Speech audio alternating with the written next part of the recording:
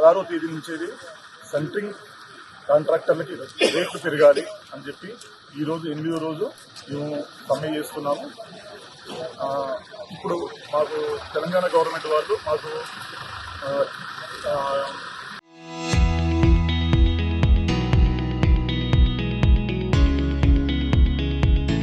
ఇంకా పార్క్ దగ్గర మాకు 2 రోజులు పర్మిషన్ ఇవ్వడం జరిగింది సమ్మె కోసం. అలాగే నిన్న కూడా భారీగా తరలి వచ్చి 5,000 మందితో నిన్న సభ నిర్వహించడం జరిగింది. ఇందిరా పార్క్ దగ్గర ధర్నా చేయడం జరిగింది. అలాగే ఈ రోజు కూడా సుమారు తెలంగాణ రాష్ట్రం నుంచి అన్ని జోన్ల నుంచి కూడా అన్ని డిస్టిక్ల నుంచి కూడా సుమారు ఈ రోజు 15,000 మంది ఈరోజు ధర్నాలో కూర్చోబోతున్నాము. మా ముఖ్యమైన డిమాండ్ ఏంటంటే ఇంతకుముందు 2016లో మేము సమ్మె చేయడం జరిగింది. కాబట్టి ఏంటంటే మా న్యాయమైన కోరిక మేము ఏదైతే 2016లో తీర్మానం చేశామో ప్రతి సంవత్సరం రూపాయి పెరగాలని, ఇప్పుడు అదే 51 రూపాయి అయ్యింది. 51 రూపాయి మాకు ఇవ్వాలని చెప్పేసి గత 8 రోజుల నుంచి మేము సమ్మె చేస్తున్నాము.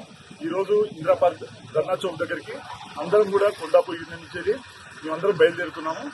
కాబట్టి ఏంటంటే మా న్యాయమైన కోరికలు తీర్చాలని చెప్పేసి మేము ప్రభుత్వాన్ని మరియు కార్మిక శాఖ మంత్రిని డిమాండ్ చేస్తున్నాము. అలాగే మా కార్మికులకు కాంట్రాక్టర్లకు ఇందిరమ్మ డబుల్ బెడ్రూమ్ ఇల్లులు ఇవ్వాలని, అలాగే ఈఎస్ఐ కార్డు ఇవ్వాలని చెప్పేసి కోరుచున్నాము.